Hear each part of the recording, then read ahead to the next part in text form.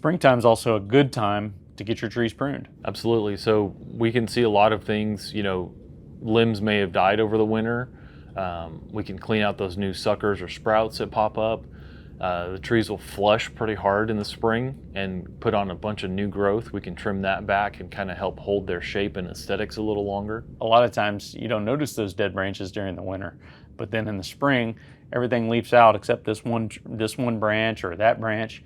That's a good idea that tree's got some dead branches that need to get cleaned out. And the trunk sprouts can be a big problem too, because they really look unsightly, and it's easy to clean them off and get that tree looking real ship shape going into the main part of the year where people like to spend their time outside. And a lot of times that spring growth kind of gets into the building clearances or road clearances where it may have been not super close going into the fall or winter, but then that spring flush and now it's touching a building or it might be too low over a roadway. Right. We don't want to interfere with any roads or sidewalks, and we definitely don't want to make it too easy for the squirrels or the ants to get on our roof.